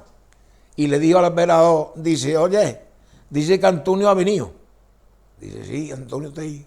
Dice, ahí tiene el sitio, donde lo dejó. Digo, nací unos años muy malos, pero pan y garbanzo no me faltó. Porque gracias a él, a que a ti fuera como fuera, toma estos pocos de garbanzo y estos pocos de harina para que tú yo les haga de comer. A luego él no fumaba. Y el tabaco se lo vendía porque no había de nada al panadero de la Ardea Quintana, a cambio de pan. Las mujeres iban a trabajar y le dijo, la comida no se puede tirar, Antonio. Se le da medio kilo, un cuarto kilo de pan a cada persona. Así que cuando volvían, pues ya tenía a mi madre partía el pan de 4 partes, entonces era 1 kilo, no era la porquería de hoy, y la criatura cogía después de trabajar y se llevaban a eso. Pero ya estaba yo ya más grande, bastante, ya habíamos pasado todo, casi todo lo malo. Pero para ti, el caso más bonito es que no había para todos los que hubieran la cola, que cuando decía se acabó, se acabó. Y yo venía con el pollo encaquetado en las manos y dice uno, su madre ha estado ya. Porque otra le dijo, dice, ¿está ya ha salido su hija con el pollo? Dice, pues venga para acá. Dice, pues este también está su madre aquí ya, trae para acá. Y lo más malo del mundo es que le quite uno el pan de las manos, señores. Eso no lo sabe nadie. Y era el pollo para mi abuelo. El pollo que yo traía era para mi abuelo. Y luego ya, después de eso, ya nosotros no pasamos, porque, tú date cuenta, el tabaco lo volvía pan. En los cortijos se hurgaba 2 veces al año. Iban decía de varado a varado. Yo no sé eso por dónde iría, de varado a varado. Y ya cuando daba se iba a sacar chueco a la casilla un juez. Los chicos 4 pesetas. Los grandes, 5 pesetas. La leña, a cuenta pan. Así es que mi padre para eso murió trabajando como una fiera. Yo, mi abuela, no sé dónde está. Como ella murió en la guerra, y le dijeron los vecinos: Antonio, tú te quedas en tu casa. Tienes 3 hijos en la zona roja. Vaya a presentarte allí y te hagan algo. Y entonces se la llevaron a ellos. Pero hay que darse cuenta, eso pienso yo ahora, si yo hubiera tenido un poco el conocimiento que tengo hoy, hubiera dicho que yo, bueno, mi abuela, ¿dónde la echaste? Que a lo mejor no sabe ni dónde la echaron, a lo mejor llegó allí al pueblo y la cargaron en un carril, no sé. Ella resulta que llegó. Y la hermana, veía qué conocimiento tendría también, ya dice que han matado todo de la zona roja. Y mi abuela, que poco conocimiento, la profetica mía, de no darse cuenta que todo no lo podía haber matado. Y ella murió y los 2 vecinos la cargaron en una vez que iba el agua, era esa de echar los cántaros, la ponían parejas arriba y allí cargaban la caja atravesada y ese era el coche fúnebre que había. Pero eso muchísimos años después de pasar la guerra. Eso es lo que había. Yo no sabía que mi abuelo se murió y se murió. Y mi tía me tiró porro, eso es lo que y salió aquello que yo estaba bajo una higuerilla que tenía en la puerta. Y yo decía, ¿por qué llorará? Porque dice eso. Yo no tenía unos alcances, demasiados alcances tenía. Hoy los chiquillos parece que nacen sabiendo más. Pero de antes estaba uno atontolinado de todo. No te enteraban de nada. No charles, no esto, no lo otro, y ya está. Y no sabemos, mi abuela no sabemos el parero que tiene.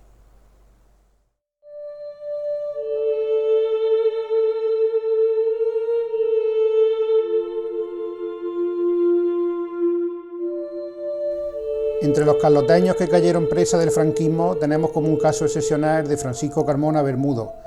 Este era natural del segundo departamento de la Carlota, Los Algarbes, donde había nacido en 1902 y fue concejal en 1931 cuando se inicia el periodo de la Segunda República. Fue también secretario general de la UGT en la localidad. Al estallar la Guerra Civil, Francisco tiene 33 años y siguiendo las órdenes gubernamentales, lógicamente se pone al lado del gobierno legítimo de la República, se dedica a recoger armas por su departamento, por los Algarbes, para entregarlas en el ayuntamiento. Cuando se aproxima a la Carlota, están entrando las tropas desde Córdoba, por lo tanto no puede entrar, se da la vuelta y se marcha a refugiar en su parcela de Turullote, una finca, una zona, un paraje que está cercano al término de la Carlota, pero ya en el término de Écija.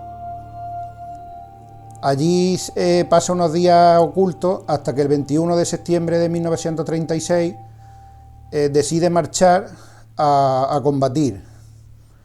Tenemos constancia de que está por la zona próxima a Fuente Palmera, Palma del Río, donde se le suministra un caballo para hacer labores de vigilancia, hasta que finalmente, por el empuje de la fuerza franquista, pasa a la Sierra de Córdoba. Transcurre prácticamente toda la guerra para él en la zona de Villanueva de Córdoba, donde llega a alcanzar la graduación de sargento, y allí es finalmente apresado cuando termina la guerra civil y conducido a su localidad natal de la Carlota, donde se le hace un consejo de guerra y es condenado a prisión. En concreto, la condena que le cae son 20 años. En la zona de Villanueva de Córdoba, que fue a donde ya lo detuvieron y ya desde allí lo trasladaron aquí a la Carlota. Se ve para los interrogatorios, para las cosas y para todas esas cosas, que fue a donde y ya de aquí fue donde cuando aquí ya le echaron lo que era el castigo que tendría o lo que le inculparan y tal, pues lo llevaron a Córdoba. Y de Córdoba, efectivamente, yo la historia la conozco así, de que fuera al puerto de Santa María. Y luego del puerto de Santa María ya fue a donde lo trasladaron a Talavera de la Reina. Y bueno, hasta que ya tuvo la libertad. Aún es recordada por la familia la vuelta, el regreso de Francisco Carmona Bermudo de las prisiones. No podemos ni siquiera imaginar las condiciones, las tremendas y duras condiciones en que transcurrió la vida de estos presos del franquismo. Hay algunos testimonios y la verdad es que son escalofriantes. Él sobrevivió pues comiendo lo poco que le daban y haciendo trabajos manuales. Vino en el 44 en tren y después vendría, porque entonces el tren paraba en la Malagluya, le llamaban, a esa estación, y de ahí ya se vino andando. Él venía vestido normal, con su ropa normal, y de lo que recuerdo estupendamente, que traía un chaleco de zorro tegonero. Y eso lo recuerdo yo también, cuando había mucha gente esperando. Mucha gente. Es que era muy querido. Muchas personas. Cuando mi padre llegó, muchas personas, yo lo recuerdo como si lo viera antes. Que en aquellos tiempos era que los padres no solían hablar mucho delante de los hijos. No. En la cárcel hacía, vamos a ver cómo explico, unos estuches de madera labrada con terciopelo por dentro. Una cosa maravillosa.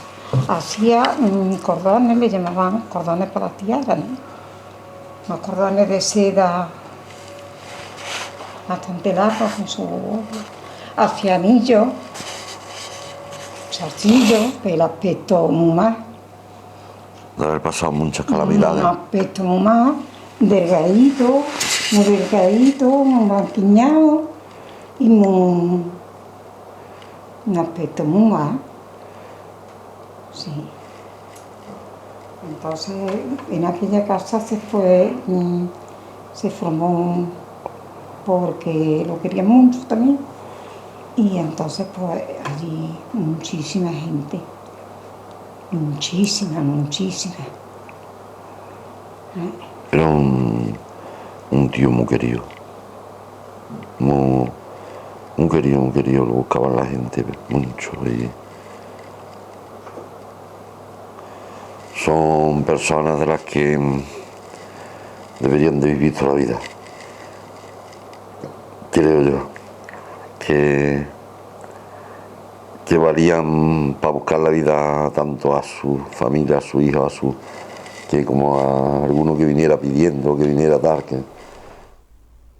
Francisco Carmona no solo pagaría cara a su militancia en el Partido Socialista y como dirigente republicano en la Carlota, sino que también, con la prisión, sino que también vio cómo le eran confiscados, incautados los bienes de que disponía. Tenían unas tierras, las quitaron, le quitaron las... 30 fanegas de tierra que tenía en Turullote. Sí, las tierras las recogieron cuando echó mano, no había tierra, y el trigo que lo tenían...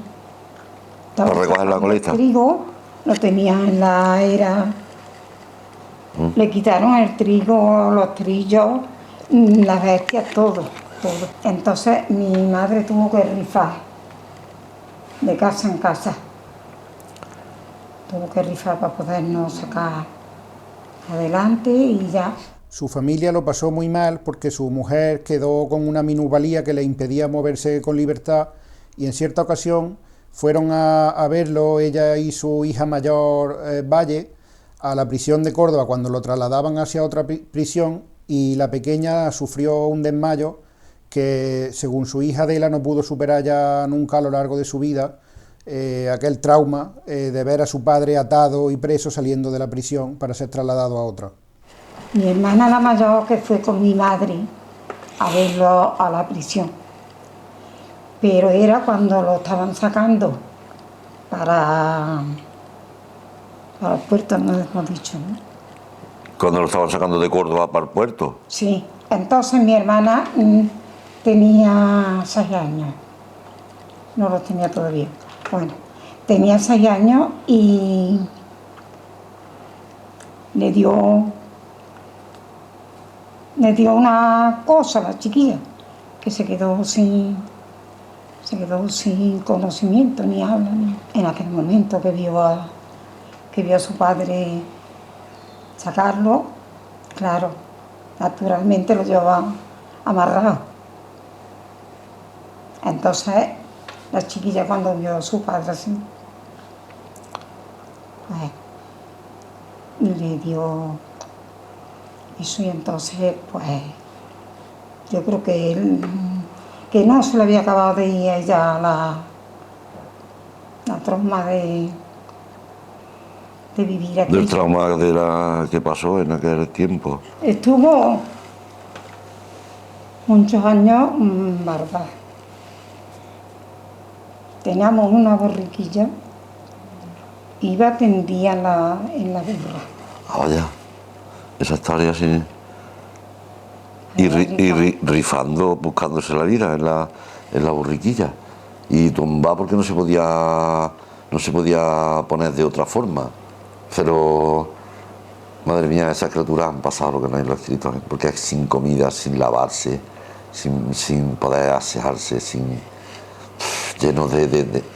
Eso es como un animal. Yo creo que peor que un animal, ¿no? Fuimos a rebuscar aceitunas. Estuvimos todo el día rebuscando aceitunas. Cogimos, yo no me acuerdo la que podíamos traer, pero bueno, en una borriquilla que teníamos, traíamos la aceituna. Al llegar a la carretera, los guardias.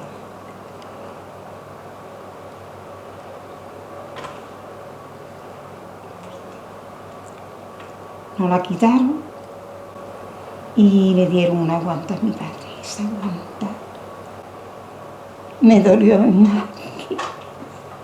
La historia de Francisco Carmona Bermudo es sorprendente no solo porque fue de los escasos dirigentes republicanos que se salvaron de la muerte en el ayuntamiento de La Carlota, sino también porque tiene una increíble historia de guerra, ya que al marchar a la sierra, en la zona de Hornachuelos, conoció a una mujer que le pidió que se casara con él para salvar a su hija porque se estaba corriendo el rumor de que se lo llevaban a Rusia. Francisco accedió, se casó con ella y llegó a tener un hijo. Luego, más adelante, su hija Adela se dedicó a buscar a ese hermano perdido porque Francisco Carmona le reveló a su hija de La Carlota. Francisco había tenido anteriormente hijos en La Carlota antes de marchar a la guerra, que tenían un hermano que él había tenido en la guerra, en la sierra, y que lo buscaran. Adela finalmente movió y removió todo lo que pudo hasta localizar a su hermano que había nacido en la guerra, hermano de padre, Francisco Manga, y que finalmente localizaron en Alcalá de los Gazules, en Cádiz.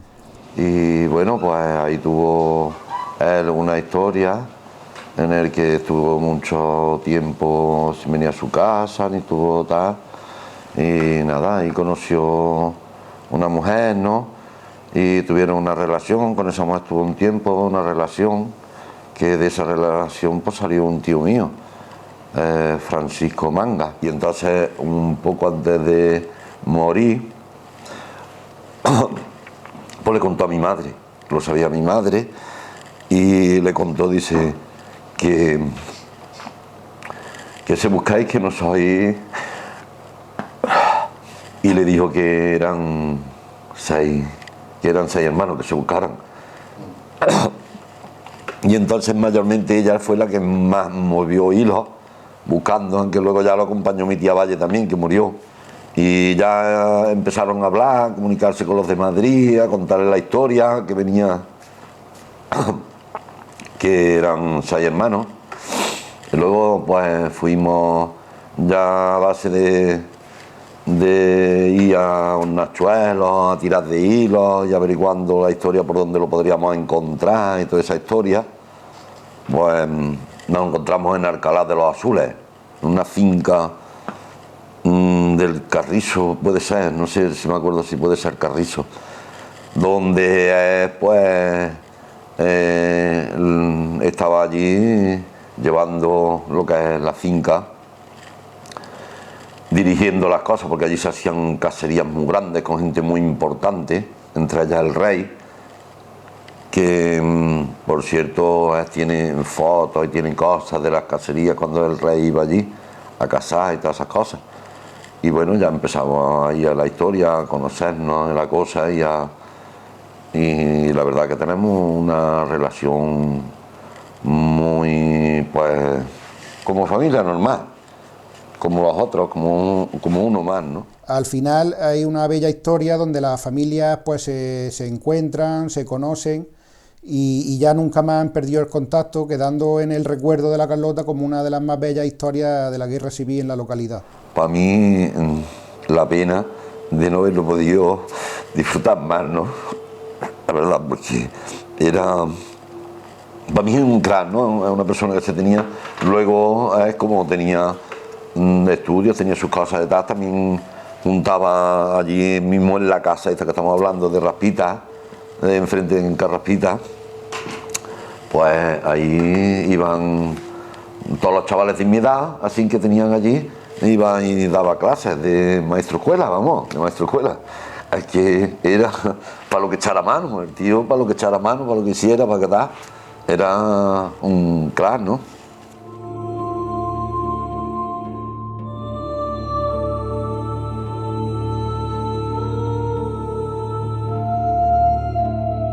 Junto a la reclusión en cárceles y campos de concentración, otro tipo de condena fueron los batallones disciplinarios de soldados trabajadores, forma de cumplir el servicio militar ideada para excombatientes republicanos. Así le sucedió, por ejemplo, a Manuel del Moral Herrera y Juan Romero Madueño, carloteños destinados al 27 Batallón Disciplinario de Soldados Trabajadores, ubicado en el campo de Gibraltar. Manuel del Moral, que hace unos años nos dio su testimonio, permaneció en dicho batallón construyendo defensas para la Segunda Guerra Mundial en la zona del Estrecho, hasta que en octubre de 1942 el gobierno franquista disolvió aquellos batallones de soldados prisioneros y adjudicó a los reclutas diferentes destinos en el servicio militar.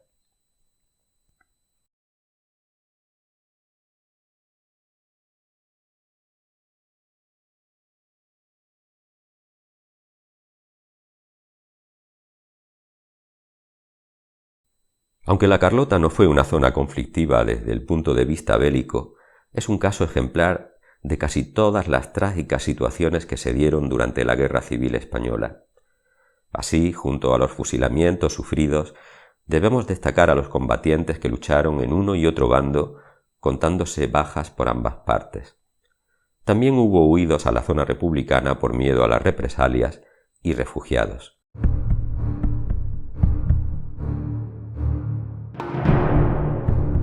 La población se ocultaba en el campo cuando oía que las tropas franquistas, especialmente los temibles moros de Franco, podían hacer alguna batida por la zona. Otros vecinos permanecieron escondidos durante los años que duró el conflicto, como Manuel Pavón Bermudo, vecino de los Algarbes, que tuvo que ocultarse en un pozo y salir solo por las noches porque lo habían confundido con otra persona que se había significado durante los primeros días de la guerra contra los golpistas. El exilio fue otra triste salida para varios carloteños que lucharon por la República. Este fue el caso de los anarquistas José Ot y Juan Mayer.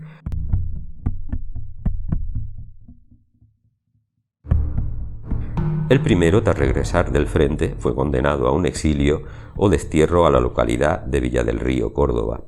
Pero Mayer, que será capitán de un batallón en el ejército republicano, en la 88 Brigada Mixta de los hermanos Jubiles, tendría que huir a Francia al terminar la contienda.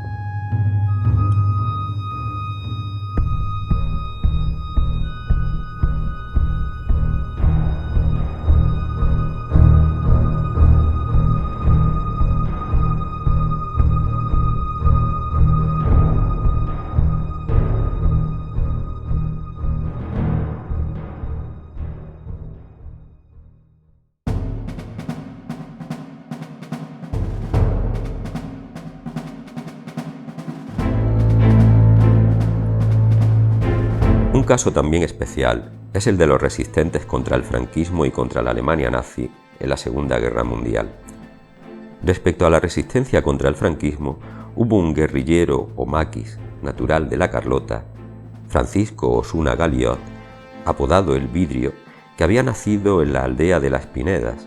Casado en Marmolejo y afiliado a la UGT, al finalizar la guerra volvió a Marmolejo, pero recibió varias palizas tan brutales por parte de la Guardia Civil que decidió huir a la sierra. Allí sobrevivió cazando conejos y zorzales. Osuna Galiot anduvo entre Córdoba, Jaén y Ciudad Real hasta que finalmente fue abatido por los guardias en una trampa que le tendieron en la finca de Valquemado, Andújar, el 13 de mayo de 1951, junto a Vicente Gómez Díaz, Quina. Eran los dos últimos maquis de la zona de Jaén.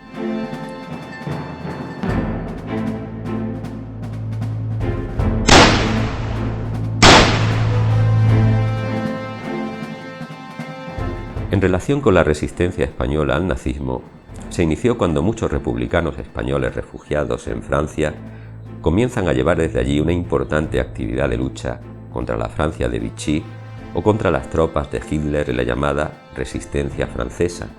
Ese fue el caso de Helio Jiménez Cuesta, un arrecifeño que participó en el maquisar y, aunque capturado por los nazis, logró escapar hacia Venezuela. Otro caso similar, del que conocemos poca información, es el de Antonio Herzog Koch, liberado en 1945 del campo de concentración de Mauthausen, Austria. Pero otros cayeron en manos de los nazis y no lograron salir con vida de esos lugares infernales, como Cristóbal Millán Cartón y Juan Olivares Zafra, internados en el campo de Gusen, próximo a Mauthausen, aunque Olivares fue trasladado al siniestro castillo de Harzheim, donde los nazis aplicaban la eutanasia y donde este vecino de la Carlota fue exterminado.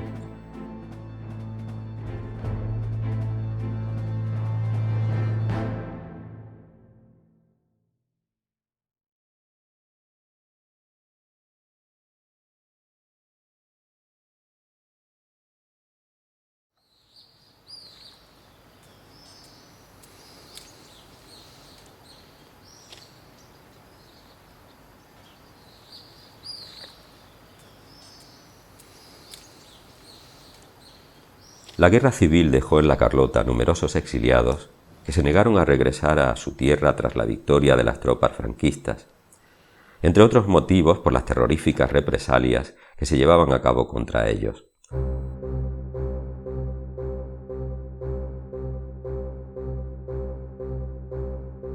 La mayoría se exiliaron en Francia, como ocurrió con los dirigentes obreros Juan Mayer Diana, Francisco Rey Rodríguez o sus hijos, los hermanos Cándido, Acracio, Juan, Mayo y Francisco Rey Ortiz, del Arrecife. Hubo también otro arrecifeño, Helio Jiménez Cuesta, que pasó desde Francia a Venezuela y volvería a regresar a su pueblo a principios de este siglo. Asimismo, un caso muy llamativo es el de Primitivo Moyano Toledano, vecino del tercer departamento, que combatía en la 88 Brigada Mixta en Alicante y que escapó hacia Argelia por el puerto de esta ciudad levantina a bordo del famoso buque británico Stanbrook, uno de los últimos en salir de España, con miles de refugiados republicanos a bordo.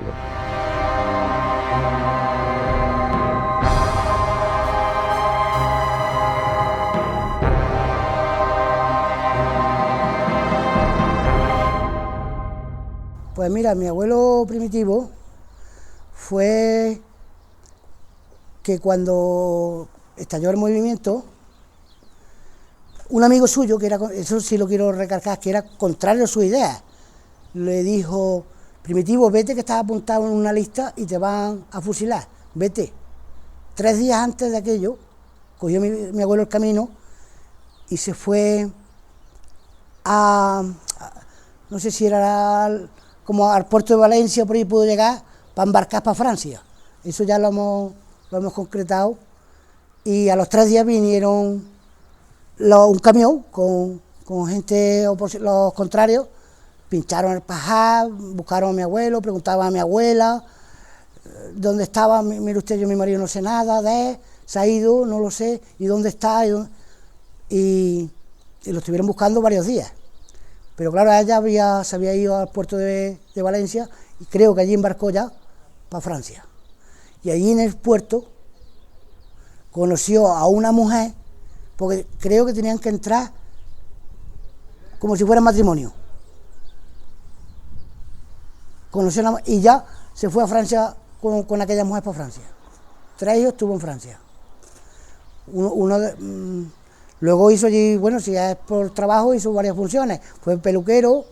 Luego también le pilló que, según lo he podido estudiar de la historia, los que se reenganchaban en Francia tenían que luchar en una guerra, no sé si fue la guerra de Argel. Tuvieron que ir también a luchar allí a Argel. En una palabra, se fue de aquí de una guerra y luego allí tuvo que luchar al lado de los franceses cuando aquello de la guerra de Argel. Después de estar en Francia, a los 40 años vino a España, cuando ya Franco, digamos, que se perdonaba a los que no tuvieran derramamiento de sangre, toda aquella historia, porque otra cosa, vino una vez, pero luego se tuvo que ir, otra vez a Francia, porque todavía no estaba asentado el perdón, digamos, y tuvo que regresar ya en el año, no sé si fue en el 72, 73, o por ahí pudo venir. Estaba trabajando, era encargado de una fábrica allí en Francia, y entonces cuando en España emigraban a Francia, a otros países, mi padre fue allí a trabajar a Francia, y cuando dio los datos, y los datos de la mujer, pues contrastaron de que los apellidos contrastaban con la mujer de España, de mi abuela, y los apellidos de mi abuelo que estaba de encargado. Y entonces allí se conoció el yerno y el suegro, la combinación. Y entonces, como no había correspondencia, ni había nada, le preguntó mi abuelo, bueno, ¿y cómo estáis por España? Dice, tu mujer vive y tiene una hija, nació una niña, que es mi mujer, se llama Marina, que mi abuelo ni llegó a conocerla, porque como que se quedó embarazada, pues cuando ya mi abuelo vino de Francia, tenía mi madre 40 años. 40 años tenía.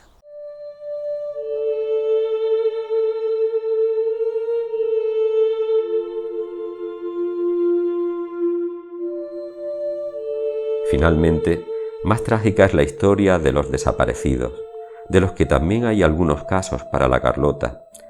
Se trata principalmente de combatientes republicanos que murieron en los frentes y de los que nada más se ha sabido. Hoy debería ser una obligación del actual Estado democrático español averiguar su paradero o al menos en qué lugar de la geografía española fallecieron o pueden estar sepultados.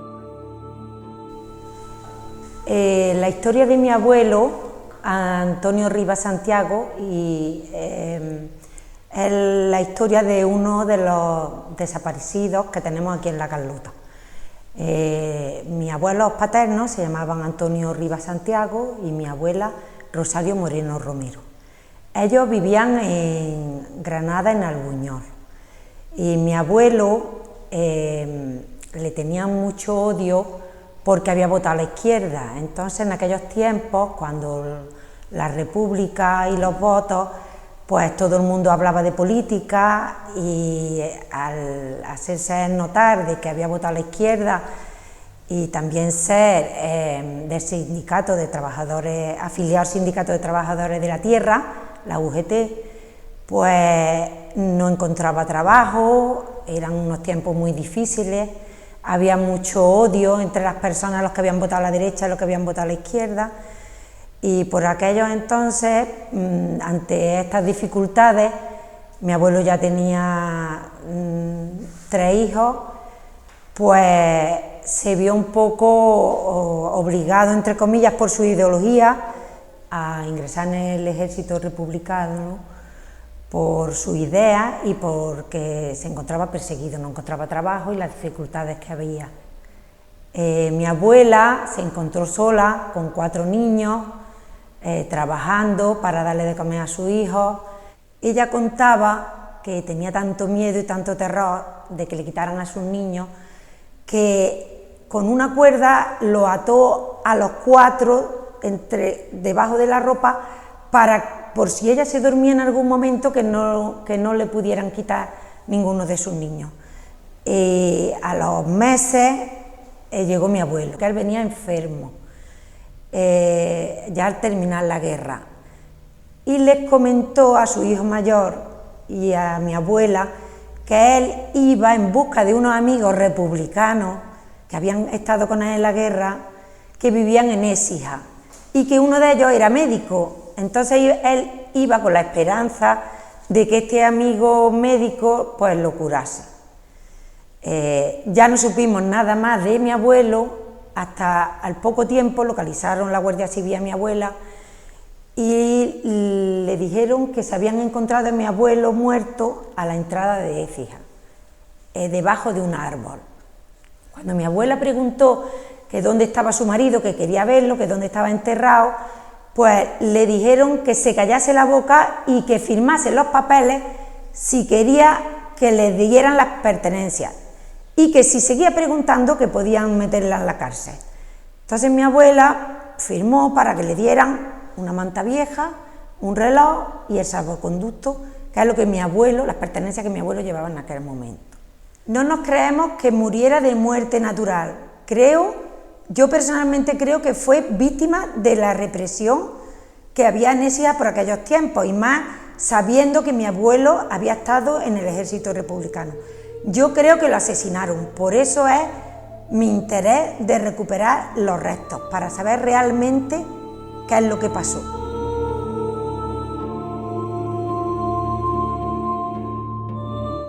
Como acaso especialmente triste cabe reseñar el de Juan Luque Mengual, un muchacho de Chica Carlota, que al estallar la guerra contaba con 18 años. Huido a la zona republicana por la Sierra de Córdoba, las últimas noticias que tuvo una amiga sobre él apuntaban a que se hallaba con unas fiebres muy altas en un hospital de la zona de Albacete. Su familia no volvería a saber nada más de él y su hermano moriría con la pena de no haberlo encontrado. Y así permanece la situación de este joven carloteño hasta hoy.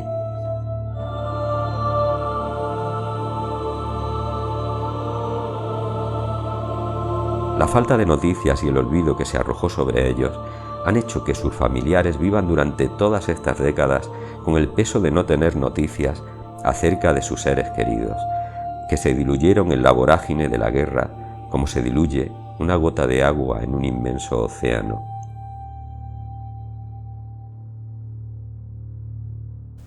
Creo que estamos en deuda con las generaciones actuales de estudiantes de enseñanza obligatoria, porque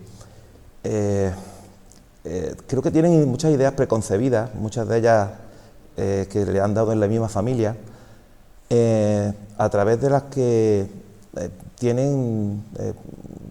ellos ven que la guerra civil y la posterior represión fueron quizás de menor envergadura de lo que realmente fueron. Por ejemplo, en primaria, el tema de la guerra civil y la represión se estudia a final de curso, en sexto nada más, y dentro de los acontecimientos históricos del siglo XX, de forma que pasa casi desapercibido y además se le da cierta naturalidad a que fue como un gobierno que hubo después de Alfonso XIII y antes de la transición democrática y poco más, además de una manera muy somera y generalista. Y yo creo que la deuda que tenemos con ellos es que conozcan y sepan realmente lo que pasó y sobre todo con vista a cerrar viejas heridas, no a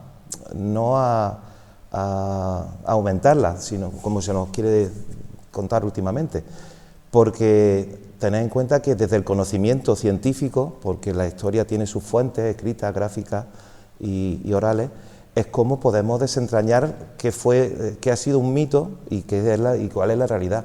Tened en cuenta que durante todo el franquismo y posterior hubo una campaña de propaganda impresionante para hacernos creer la necesidad del golpe de Estado, cuando no fue tal. Realmente los acontecimientos y los disturbios sociales que hubo en la calle no fueron ni comparables a los que hubo durante la transición democrática, fueron de mucha menor escala. Pero sin embargo, todavía en las casas, sobre todo algunos abuelos, todavía justifican que aquello era necesario porque si no hubiera ardido a España entera. Realmente no fue así. Hay otra serie de mitos, como por ejemplo que Franco hizo posible que no entráramos en la Segunda Guerra Mundial. Eso fue mentira. En la entrevista que tuvo con Giles en Hendaya, todos sabemos, además a través de un testigo presencial, que realmente no entramos en la Segunda Guerra Mundial porque Giles no le daba lo que Franco pedía, si no hubiéramos entrado, cuando teníamos una España devastada. Y eso todavía se sigue utilizando como argumento, bueno, independientemente ya del tema de la creación de pantanos y demás.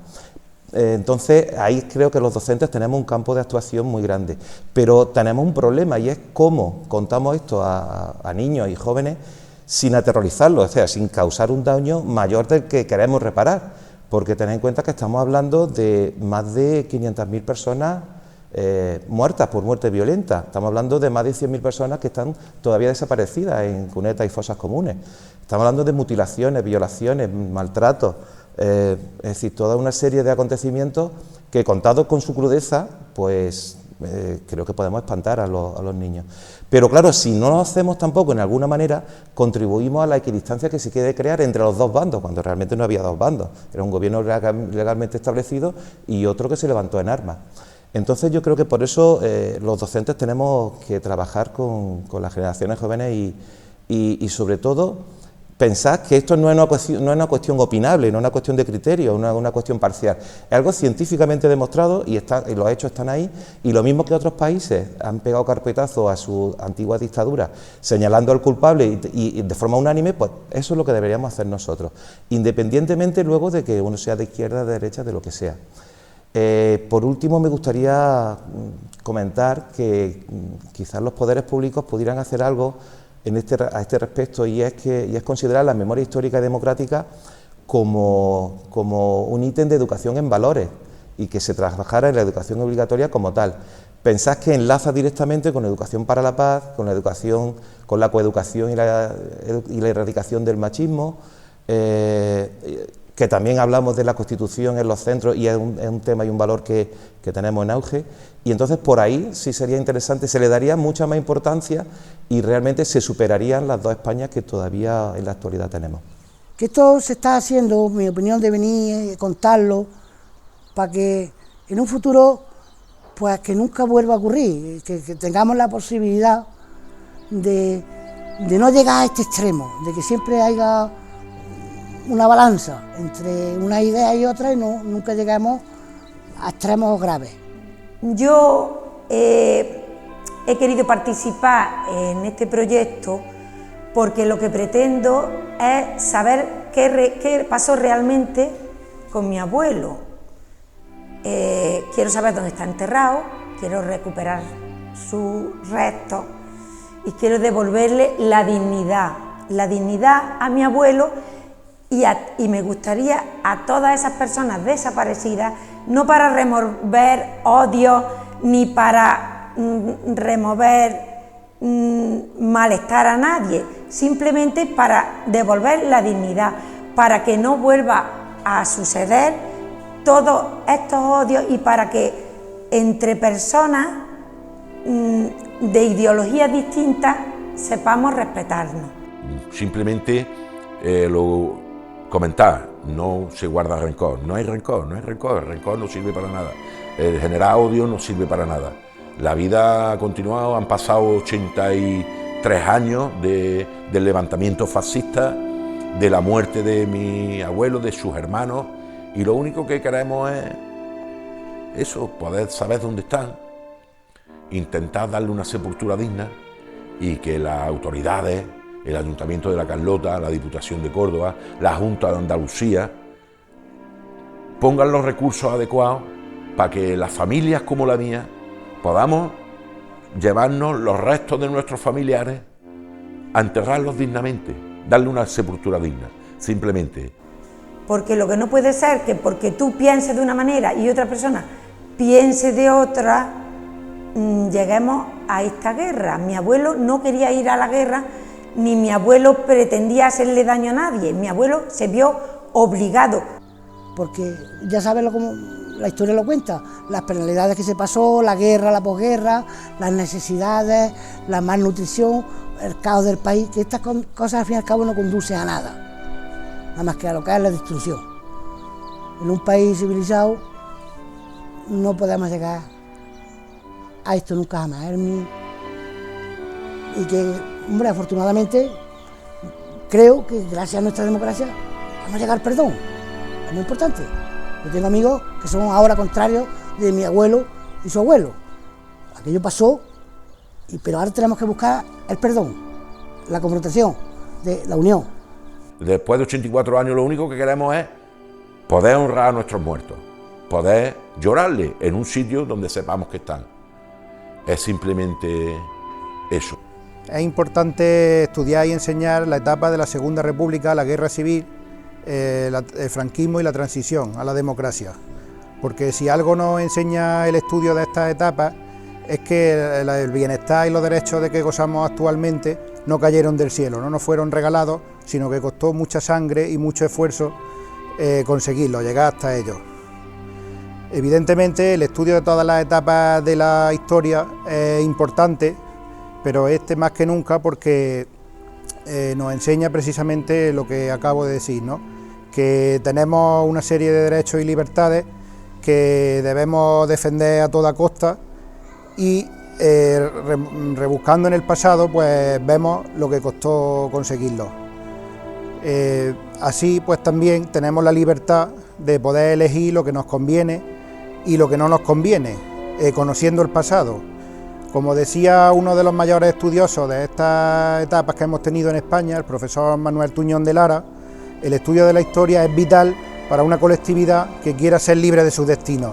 Es decir, no estar atada al destino, sino que ella misma sea libre para ir construyendo ese destino, y eso solo se puede conseguir con el estudio y la enseñanza y la divulgación de la historia.